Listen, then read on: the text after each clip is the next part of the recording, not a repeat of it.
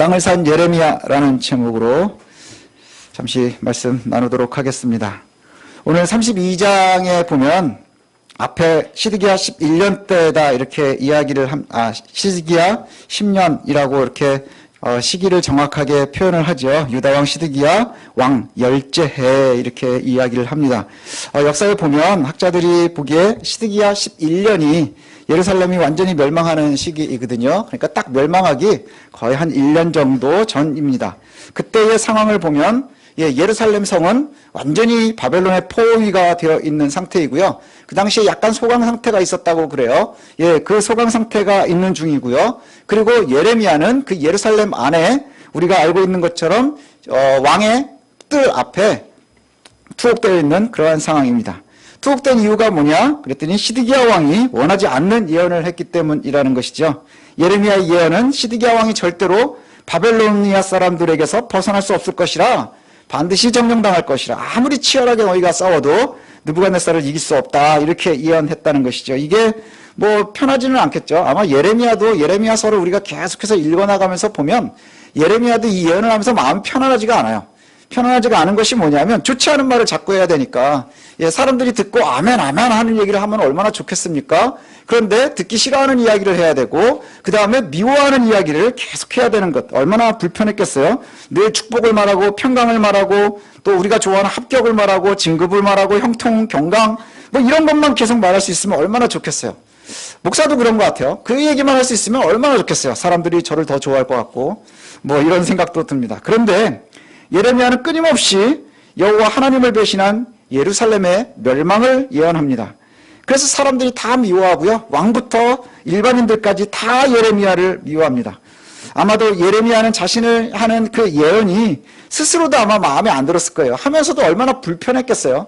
그렇지 않습니까? 여러분들도 그런 거 경험해 보셨죠? 나는 옳은 얘기를 하지만 듣는 사람이 힘든 이야기를 해야 될 때가 있어요. 마음이 불편하거든요. 불편합니다. 그래서 그런 예언들을 하고 틈나는 대로 하나님을 향해서 찡찡댑니다. 찡찡이에요. 그래서 맨날 뭐라고 자기가 예언해놓고는 또 하나님한테 투덜투덜대고 뭐 이렇습니다. 아주 좋지 않은 상황에서도 한 가지 빛과 같은 소식이 있는데 그건 뭐냐 하면 우리가 몇 주 전부터 살피고 있는 하나님께서 약속을 주시기 시작하셨다는 거예요. 회복에 대한 약속이라는 것이죠. 지금은 멸망하겠지만 회복될 것이라 전혀 기대도 소망도 없는 상황 가운데서 절망하고 있는 백성들에게 너희들이 지금 멸망당하는 것, 지금 어려움을 당하는 것 이건 다 지나갈 거야. 반드시 너희들이 되돌리면 되돌릴 거야. 이렇게 말씀합니다. 오늘 본문에도 특별한 일이 있는데 예레미야의 아주 독특한 것이 뭐냐면요. 말로만 하지 않고 시청각이 있다는 거예요. 그래서 왜 이렇게 딱 쓰고 돌아다니고 뭐 이런 적도 있었잖아요.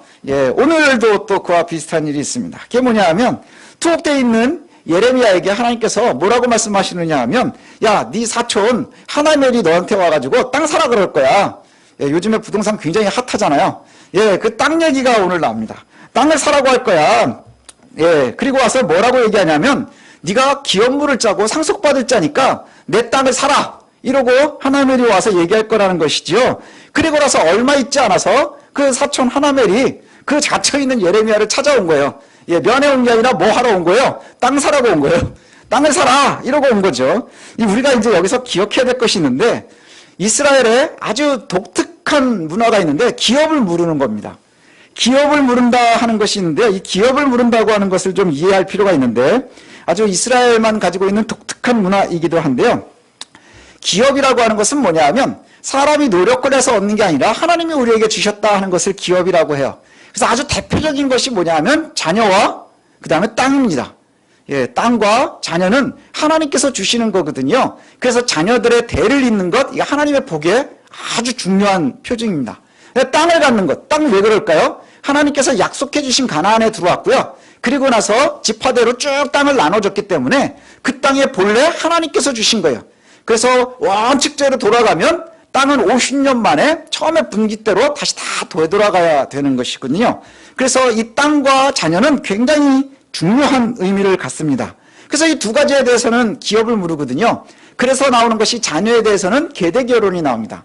계대결혼 예, 아시죠? 나중에 왜 예수님한테 질문하는데 뭐 이 사람한테 결혼하고 동생한테 결혼하고 동생한테 결혼해서 나중에 하늘나라에 가는데 다 만나면 누구의 아내입니까? 뭐 이런 거 물어보는 거죠.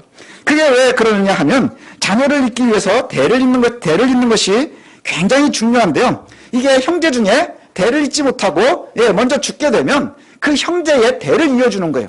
그래서 예, 형수와 예, 결혼을 해서 예, 자녀를 낳지만 내 아이를 낳는 게 아니라 형의 아이를 낳는 거거든요.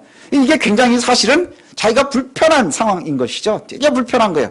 그래서 계대결혼도 따지고 보면 자신을 희생하는 거예요. 예, 자신을 희생하고 뭐 이러는 것을 이야기합니다. 또 한 가지 하나가 나오는 게 바로 땅을 무르는 거예요. 땅을 무르는데 땅을 무른다고 하는 것도 되게 중요하거든요. 하나님께서 주신 땅, 이것을 갖다가 우리 가계에서 벗어나지 못하도록 하는 거예요. 그래서 지파 밖으로 땅이 나가지 못하도록 하는 게 아주 중요한 임무입니다. 그래서 땅이 있으면 이것을 갖다가 팔 때 예, 누구한테 하는 게 제일 좋으냐 하면 여기 나오는 것처럼 상속할 자 아니면 땅을 물을 자. 그래서 내가 땅을 팔아야 되는 상황이 생기면 가족들한테 팔아야 돼요. 그래서 지파 밖으로 나가지 않도록 이렇게 하는 것이 중요하고요. 혹시 가난 때문에 피치 못하게 땅을 누군가에게 팔았어요. 그래서 지파 밖으로 땅에 나가게 되면 그러면 그 대를 이어서 기업 물을 자가 그 땅을 사야 됩니다. 예, 그런데 이것이요 억지로가 아니에요. 선택하는 것이죠. 기업을 무르는 사건 중에 아주 대표적인 것이 룻 사건입니다. 예, 룻기에 나오는 룻 사건이죠. 예, 그래서 뭐 저 가난 때문에 혹은 피치 못할 사정으로 친척이나 가족이 다른 지파 사람에게 땅을 팔면 그걸 다시 사와야 되고요. 또 그걸 팔려고 한다고 하면 미리 기업 물을 자들, 순번이 되어 있는 사람들한테 그것을 갖다가 예, 보존할 수 있도록 그렇게 하는 것입니다. 오늘 본문처럼 땅을 팔아야 되는 상황이 됐을 때 기업 물을 자, 이 사람에게 권리가 있고요. 그 다음에 의무가 따르기도 합니다. 근데 문제는 뭐냐면 기업을 무르는 것이 권리이고 의무라고 여기 하나멜이 와서 얘기하지만 사실은 의무에 가까워요. 왜 그럴까요? 땅은 내가 필요할 때 사야지 좋은 거죠. 그죠? 땅은 내가 필요할 때 사야 좋은 거고 내가 원하는 곳에 있는 땅을 사는 게 좋은 거지. 예, 그것을 그냥 내 기업이라서 물러야 되는데 그럼 뭐 산꼭대기 상도 살 수 있고요. 절벽도 살 수 있고 뭐 이러지 않겠어요? 그래서 대체로 보면 이것은 의무의 시행입니다. 그래서 기업을 모르지 않겠다 그러면 예, 신발을 벗어서 던지고 막 이러는 그런 예가 있어요. 형제를 위해서 대신 대를 이어야 하고 가치 없는 또 원하지도 않는 땅을 사야 되는 것, 예, 이것은 뭐냐 하면 결국엔 기업을 모른다 하는 것, 자녀를 예, 유지하기 위해서 땅을 유지하기 위해서 자신을 희생하는 그런 의미를 갖고 있습니다. 그런데 문제는 뭐냐? 평화로울 때도 이것이 쉬운 일이 아닌데 오늘 기업을 무르는 예레미야의 상황을 한번 상상을 해보세요. 아주 기가 막히지 않습니까? 예, 우리가 이제 미리 알고 있지만 곧 망해요. 오늘 성경에 보면 본문에 보면 예레미야는 이미 망했다고 얘기를 해요. 이미 망한 나라예요. 이미 망한 나라. 이미 망한 나라. 그리고 예루살렘이 이렇게 포위가 돼 있으니까 그 성 밖에 있는 땅들은 더 의미가 없겠죠. 더 의미가 없는 이런 상태입니다. 그런데 또 예레미야는 어디에 있어요?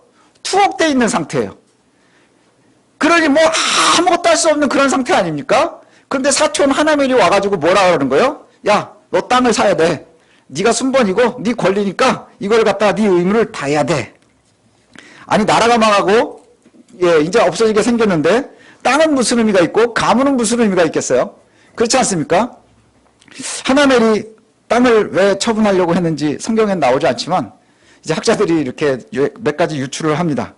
유추를 하는데 우리도 상상할 수 있는 것들이에요. 뭐냐? 길어지는 전쟁 때문에 땅을 팔아야 할 만큼 경제적으로 어려운 상황이 되었거나 아니면 땅 팔고 도망가려고 이제 더 이상 안 되겠다. 이제 피난 가야 되겠다. 그럼 피난 자금 마련하려고 뭐 이렇게 했다지 않겠어요? 결국 자신의 땅을 처분하려는 것은 하나멜이 자신의 것을 최소한 지키려고 하는 행동이었을 거예요. 예, 왜요? 본능적으로 망하니까 조금이라도 남겨야 되니까. 그러면 이것을 사야 되는 사람은 어떤 의미인가요? 망하기 직전에 이거 처분해서 빨리 도망가려고 하는데 그걸 사라고 오는 게 얼마나 어이가 없어요.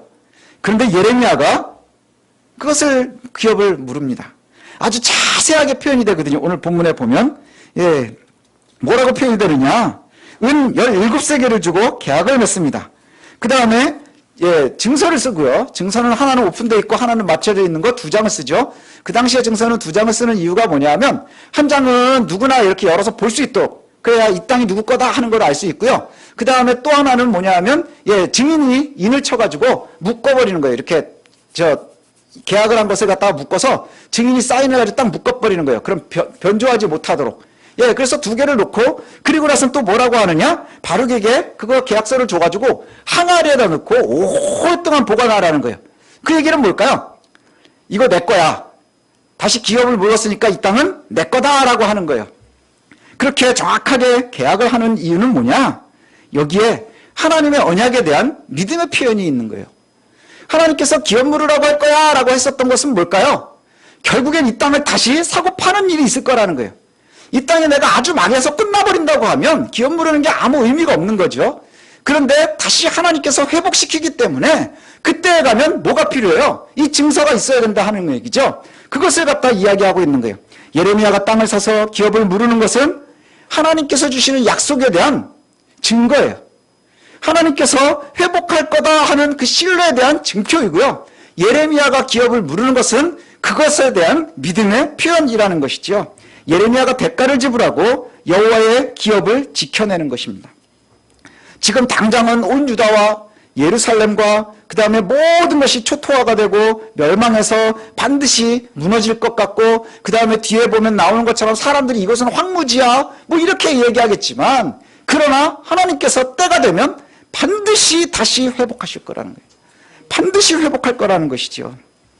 그럼에도 불구하고 우리의 모습과 예레미야는 너무나 비슷합니다. 기업을 다 무르고 계약을 다 한 다음에 뭐 하는 줄 아세요? 한탄하면서 기도하는 거예요. 하나님한테 푸념은. 제가 아까 뭐라 그랬죠? 예레미야는 좀 찡찡이라 그랬잖아요. 또 찡찡대기 시작을 합니다. 뭐라고 기도하느냐 하면 하나님 능치 못할 것이 없는 분입니다. 그래서 죄에서 반드시 죄값을 치르게 하시는 분입니다. 기적을 보이시면서 이스라엘을 애굽에서 건져내셨고 그리고 나서 약속의 땅에서 잘 살게 하셨는데 근데 결국은 우리가 망했습니다. 허탈한 거잖아요. 우리가 망했습니다. 근데도 나한테 기업 물으라고 이러는군요. 기업 물으라고 이러는군요. 우리 마음하고 비슷하지 않나요? 믿음 때문에 하나님 하셔야 하니까 하긴 해요. 하지만 마음이 불편한 거예요. 아니 망했는데 나보고 기업 물으라고요? 여기에 보면 전능하신 하나님에 대한 고백도 있지만 또 한탄도 섞여 있고 푸념도 있고 그렇습니다. 도대체 나한테 왜 이러십니까? 뭐 이런 의미인 것 같아요. 여러분들도 그런 마음 들 때 있지 않나요? 주변에 있는 내 상황과 처지를 보면 힘든데 하나님 뭘 이걸 또 나한테 부탁을 합니까? 뭘 나한테 이렇게까지 하십니까? 뭐 이런 걸 갖다가 또 하라고 하십니까? 설교 들을 때마다 힘들어 죽겠는데 또 짐을 얹어주는 것 같고 성경을 읽을 때마다 마음이 불편하고 나 지금으로도 충분히 힘든데 성경 읽을 때마다 마음이 더 불편하지 않으세요? 자꾸 가중되는 것 같고 도대체 왜 이러십니까? 우리의 삶이 늘 그런 것 같아요. 힘들어 죽을 것 같아서 위로를 받고 싶어서 성경을 피면 뭐 그렇게 하려는 게 많은지 뭘 또 그렇게 하지 말라는 게 많은지 그냥 이렇게 저렇게 딴 사람들은 다 잘 사는 것 같은데 왜 우리만 이렇게 힘들게 사는 것 같은지 그냥 지금은 철저하게 위로만 좀 해주셨으면 좋겠는데 그죠? 너 잘하고 있다 뭐 이런 말만 좀 해줬으면 좋겠는데 잘 될 거야 이런 말만 좀 해줬으면 좋겠는데 근데 여호와께서 이렇게 답하십니다. 나는 전능한 하나님이다. 내가 전능하다. 내가 능치 못할 것이 없다. 그래서 내가 예루살렘을 바벨론에게 넘겨주는 거야. 왜냐하면 이스라엘이 나한테 할 수 없는 짓을 했기 때문에 할 수 없는 짓을 했대요. 여기에 보면 쭉 나열되는 것이 뭔가요?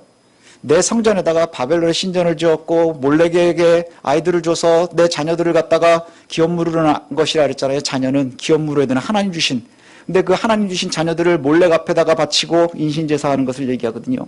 그래서 나는 상상도 할 수 없는 일, 이렇게 될 수 있을까라고 할 수 없을 만큼 너희들이 나에게 얼마나 못되게 굴었는지 아니? 너희가 나한테 등을 돌렸고 내 말은 듣지도 않았고 그리고 모든 죄, 가능한 내가 상상도 해볼 수 없는 그 모든 것을 니네들이 지금 나한테서 저질렀어. 나는 죄를 절대로 그냥 둘 수가 없단다. 그래서 내가 다시 쫓아낼 건데 문제는 아직도 사랑하신다는 거예요. 그럼에도 불구하고 하나님께서 그의 백성들을 아직도 사랑하신다는 거예요. 그래서 대신 내가 쫓아낸 땅에 다시 불러 모을 거야. 이렇게 말씀하세요. 다시 불러 모을 거야. 그리고 그들에게 다시 복을 줘서 다시는 떠나가지 않게 할 거야.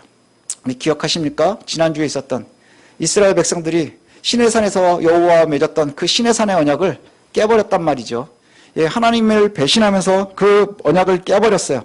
그래서 하나님께서 아주 버리시면 되는데, 계약이 단절됐으니까 그냥 버리면 되는 거예요.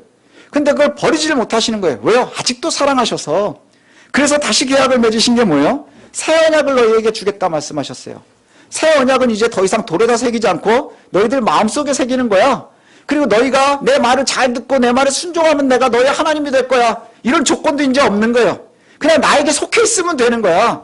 그래서 내가 너희에게 새 언약을 준다. 그리고 40절에 이렇게 말씀하시거든요. 내가 그들에게 복을 주기 위해서 그들을 떠나지 아니하리라. 새 언약은요, 영원한 언약이래요. 영원한 언약을 그들에게 주고, 그래서 그들에게 내 새 언약을 영원한 언약으로 세우고, 그것이 나를 경외하고 너희들이 나에게 마음을 두어서 나를 떠나지 않게 할 것이고, 나도 절대로 너희들을 떠나지 않도록 그렇게 새롭게 세우실 것이야 라고 약속하시는 거예요. 그러니 그것을 기대하는 사람들이 해야 되는 게 뭘까요? 기업 모르는 거예요. 증명해내는 거예요. 그랬으면 좋겠습니다가 아니고요, 지금 내 앞에 있는 내 역할을 감당하는 것이죠. 지난주의 말씀처럼 백성들이 불법으로 깨져버린 그 언약을 따라서 결국 여호와께 영원히 버림받아야 되지만, 하나님께서 그 백성들을 여전히 사랑하셔서 새 언약으로, 변하지 않을 영원한 언약으로, 그리고 돌에다 새기지 않고 이제 신비에 새겨주셔서 조건도 없는, 그저 나에게 속하기만 하면 되는 그러한 언약으로 주셨다고 하는 것이죠. 그 언약이요, 영원한 것이래요. 여호와께서 이제는 영원히 떠나지 않으실 거래요. 그리고 너희들도 나에게 영원히 붙잡혀 있을 거야 라고 말씀하시는 거예요. 그 증명으로 뭐 하시는 거예요? 지금 예레미야에게 기업을 물으라. 네가 해야 할 일을 해라. 그리고 네가 감당해야 될 네 역할을 하라. 그렇게 말씀하고 있는 거예요. 하나님께서 이렇게 말씀하세요. 지금 다 무너져서, 지금 우크라이나 이렇게 뉴스 같은 데 보면 21세기 어떻게 이런 전쟁이 있을 수 있지? 예, 한 3달 전에 우크라이나 전쟁 나냐? 많은 전문가라고 하는 사람들이요, 전쟁? 아유, 요즘 시대에 무슨 전쟁이나 이랬었어요. 근데 제가 어젯밤에 잠이 안 와가지고 이렇게 TV를 보다 보니까, 예, 참 별걸 다 기념을 하더라고요. 우크라이나 전쟁 발발 100일이래요. 예, 100일이랍니다. 그래서 들어갔었던 사람이 우크라이나 안에, 예, 그걸 갖다가 가서 이제 취재한 것을 보는데요. 얼마나 비참한지 몰라요. 얼마나 비참한지 몰라요. 그럼에도 불구하고 사람들이요, 막 기대를 가지고 있으니까 서로 돕는 사람들도 있어요. 서로 돕고, 예, 피난 가지 못한 사람들을 갖다가 젊은이들이 가서 돕고, 뭐 이러는 것들을 봅니다. 그게 왜 가능할까를 생각을 해봤어요. 저 같으면 어떻게 할까? 우리 애들 데리고 빨리 피난을 가야 되는데, 이제 현성이는 예비군 가야 되고 저는 아직 노역이고 뭐 이래서 피난을 못 간다고 그래요.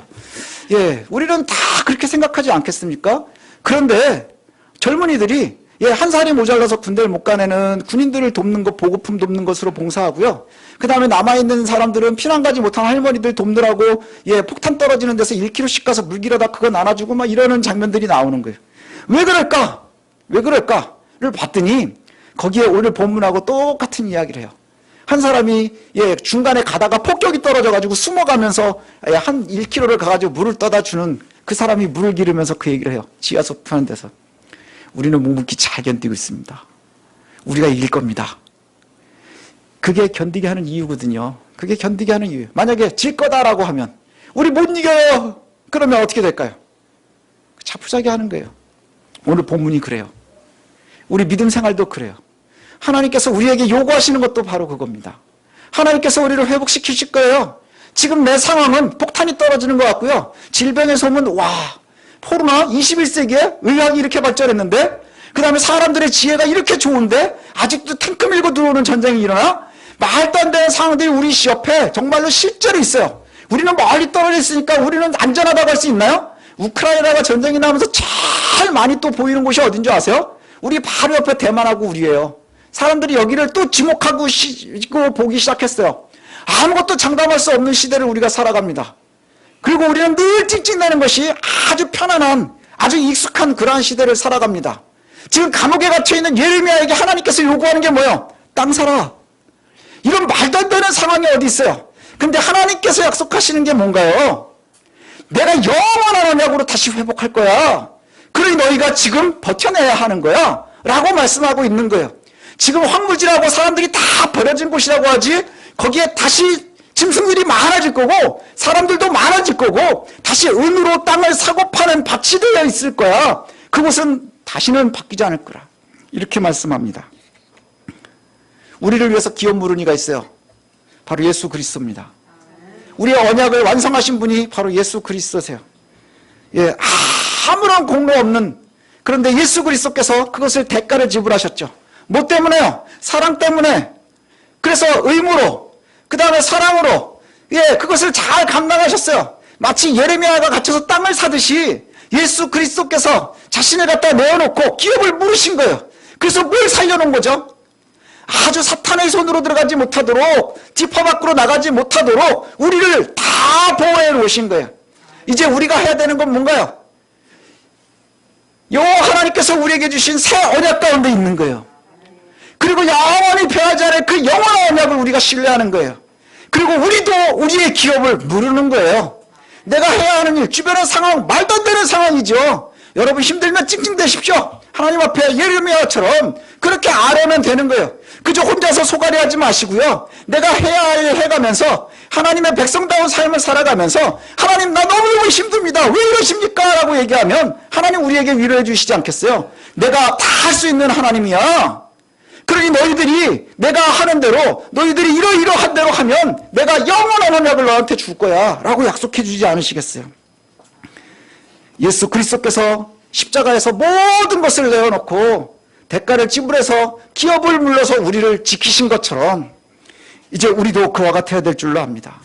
우리가 그 속에 기업 물은 대상들인 거예요. 영원한 언약 가운데 우리가 있어요. 이제 약속처럼 우리의 신비에 하나님의 새 언약이 새겨져 있어요. 지금 주변에 있는 상황들을 보면 아직 완성되지 않아서 마치 바벨론에게 포위되어 있는 예루살렘과 같은 삶을 우리가 살아가고 있지만, 그리고 우리가 정말로 시위대의 뜰에 갇혀있는 것과 같은 그런 어려운 상황들 속에 혹시 여러분들이 갇혀있을지라도 하나님 그러면 너무나 잔인한 것처럼 땅사라고 하실지도 몰라요. 그럼 그 기업 물음을 우리가 감당해낼 수 있는 그런 믿음이 있었으면 좋겠습니다. 요즘은 위로해주고 듣기 좋은 소리 해주는 것을 너무나 많은 사람들이 기대합니다. 그러나 제가 요즘에 느끼는 것이 그거예요. 세상이 참 호락호락하지 않은 것 같아요. 그리고 쉽지 않은 것 같아요. 내가 원하는 대로 안 되는 일이 더 많은 세상인 것 같아요. 그런데 절대로 놓치지 않을 것이 딱 하나 있거든요. 뭐냐? 하나님이 내 하나님이라는 거예요. 하나님께서 아직도 우리를 사랑하신다는 거예요. 우린 끊임없이 실수하고 끊임없이 넘어져도 그럼에도 불구하고 우리를 신뢰하시고, 그래서 새 언약을 우리에게 주셔서 영원히 변치 않은 언약을 주셔서 너는 내 백성이 되고 나는 너의 하나님이 될 것이라, 영원히 내가 너를 놓지 않을 것이고 너희는 나를 벗어나지 못할 거라, 그렇게 기업 물러놓으셨습니다. 이제 우리가 신뢰하고 사셨으면 좋겠어요. 담대하게 사셨으면 좋겠습니다. 힘들면 하나님한테 찡찡대십시오. 예, 하나님한테 찡찡대십시오. 그러면 예레미야에게 친절하게 말씀하시는 그 하나님의 대답이 우리의 심령 가운데 있지 않겠습니까? 지울 수 없는 약속 우리에게 주셨습니다. 그 약속의 결과가 저와 여러분에게 하나님 나라에 대한 소망이고요, 구원이고 복된 삶인 줄로 믿습니다. 여호와께서 영원히 우리를 떠나지 않을 것이라 이렇게 약속하셨어요. 변치 않을 언약의 약속도 주셨으니 이제 저와 여러분은 영원히 여호와를 떠나지 않고 변치 않는 복을 풍성하게 누리시는 그런 복된 성도들 되시기를 소원합니다.